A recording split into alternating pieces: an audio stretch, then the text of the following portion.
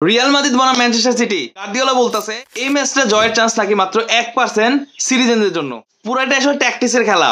মাঠের লড়াই আসলে যে খেলতে পারবে, ট্যাকটিক্সের খেলায় দিন শেষে আসলে চ্যাম্পিয়ন তারাই হবে। তবে এই ম্যাচে আসলে লাইন আপটা কেমন হতে পারে, এই ম্যাচে কে এগিয়ে থাকতে পারে? বার্নাব্যুতে খেলা 90টা মিনিট, সান্তিয়াগো বার্নাব্যুর 90 মিনিট কিন্তু এমনিতে অনেক বড়। তার উপর আগের লেগে যেটা হয়েছে, ব্যালন ডিওর নিয়ে ওই যে টিফো ভিনিসিয়াসকে নিয়ে আসলে যা হয়েছে, ম্যাচটা আসলে রিয়াল মাদ্রিদ ওইখানেই জেতা উচিত ছিল। আরো কয়েক গোলের ব্যবধানে কয়েকটা গোল কম হয়ে গেছে, যেটা আসলে এর আগেও হয়েছে রিয়াল মাদ্রিদের ক্ষেত্রে। সেই 2022 সালে সেই চ্যাম্পিয়ন্স লিগ জয়, সেই সময়ও কিন্তু চেলসি বলেন সিটি বলেন সবসময় রিয়াল মাদ্রিদ কিন্তু কয়েকটা গোল কম দিয়ে আসছে, যেটা পরের লেগে আসলে দলটাকে হ্যাম্পার করছে। সেকেন্ড লেগে আসলে সান্তিয়াগো বার্নাব্যুতে কে জিতবে, যেখানে লিগে রিয়াল মাদ্রিদের আগের ম্যাচটাই কিন্তু খুব বাজে হয়েছে, রেফারির যাচ্ছে তাই আচরণ, জুড বেলিংহামের রেড কার্ড, শেষ পর্যন্ত রিয়াল মাদ্রিদ 1-1 ড্র। অন্যদিকে ইংলিশ প্রিমিয়ার লিগে ম্যানচেস্টার সিটির 4-0 গোলে বড় জয়। রিয়াল মাদ্রিদের বিপক্ষে আসলে তারা যেভাবে হারছে, সেখানে তারা কোনো প্রতিরোধই করতে পারে নাই। সেখান থেকে ম্যানচেস্টার সিটি নিউক্যাসলের মতো একটা দলকে 4 গোল দিছে। ওমর মারমুশের হ্যাটট্রিক। রিয়াল মাদ্রিদ বনাম এই যে সিটির ম্যাচ, এইখানে ওমর মারমুশ খেলবে এটা নিয়ে কোনো সন্দেহ নাই।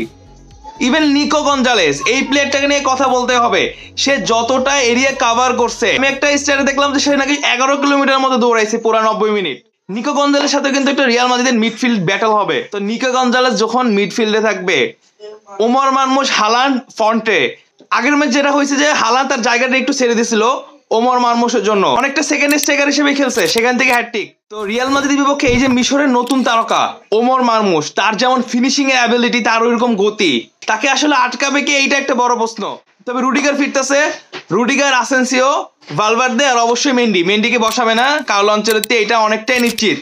তবে এই চারজনকে নিয়ে যদি আসলে ব্যাকলাইনটা হয়, তাহলে মিডফিল্ড জুড বেলিংহাম, চুয়ামিনি আর সেবাস। পারতপক্ষে মিডফিল্ডে কামাভিঙ্গা আর চুয়ামিনিকে একসাথে দেখতে চাই না। হয় সিডিএম হিসেবে কামাভিঙ্গা খেলবে, না হলে চুয়ামিনি। আর যদি কামাভিঙ্গা আর চুয়ামিনিকে একসাথে খেলাইতে চান, তাহলে লেফটে খেলান কামাভিঙ্গাকে, তাহলে মেন্ডি জায়গায় কিন্তু কামাভিঙ্গা খেলানো যায়। লেফট ব্যাকে কামাভিঙ্গা এর আগেও নিজের অ্যাবিলিটি দেখাইছে, তবে মিডফিল্ডে একসাথে অবশ্যই না। এক্ষেত্রে আসলে সেবাসকে দরকার সিটির বিপক্ষে ম্যাচে। যেটা আমি শুরুতেই বললাম যে নিকো গঞ্জালেস যেভাবে আসলে নিউক্যাসলের বিপক্ষে খেলছে, নিকোকে আসলে টেক্কা দিতেই কিন্তু আমাদের ওই মিডফিল্ডে ভালো কিছু প্লেয়ার লাগবে যারা এই ব্যাটেলটা জিতাতে পারবে। ফ্রন্টের কথা তো নতুন করে কিছু বলার নাই, রদ্রিগো, এমবাপ্পে আর ভিনিসিয়াস জুনিয়র। 90 মিনিটে খেলা সান্তিয়াগো বার্নাব্যুতে। পেপ গার্দিওলা যতই বলুক তাদের মাত্র 1% চান্স আছে জেতার জন্য। এই ম্যাচটা আপনি 50-50 ধরতে পারেন। রিয়ালের মাঠে হয়তো বা রিয়াল একটু এগিয়ে থাকবে, তবে বাড়তি কোনো আত্মবিশ্বাস রাখা যাবে না। ম্যানচেস্টার সিটি আসলে নিউক্যাসলের বিপক্ষে যেভাবে খেলছে, আমি এই যে প্লেয়ারটার কথা বললাম ওমর মারমুশ, যে কোনো কিছু হইতে পারে। তবে রিয়াল মাদ্রিদের ফ্যানরা সবচেয়ে বড় যে ভরসা করতে পারে কার্লো আনচেলত্তির উপরে, আবার সবচেয়ে বেশি ভয় করে কিন্তু কার্লো আনচেলত্তিকে নিয়েই।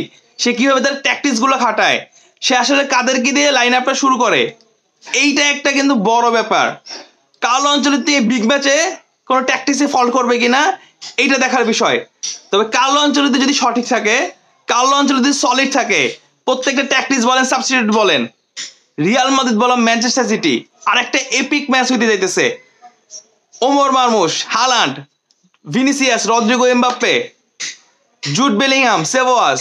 ওইদিকে আপনি কেভিন ডি ব্রুইনে কিন্তু অলওয়েজ বার্নাব্যুতে ভালো খেলে, রিয়ালের বিপক্ষে ভালো খেলে। তো Kevin De Bruyne, Nico Gonzalez, এই যে একটা মিডফিল্ড ফ্রন্টের যে একটা মারমার টান উত্তেজনা, আজকে রাত 2টায় রিয়াল মাদ্রিদ বললাম ম্যানচেস্টার সিটি, কে জিতবে সেটাই দেখার বিষয়। তবে ইউসিএল এ আরেকটা এপিক ম্যাচ দেখার অপেক্ষায় ফুটবল দুনিয়া। দেখা যাক সান্তিয়াগো বার্নাব্যুতে 90 মিনিটের যে বার্নাব্যুতে আসলে শেষ হাসিটা কে হাসে।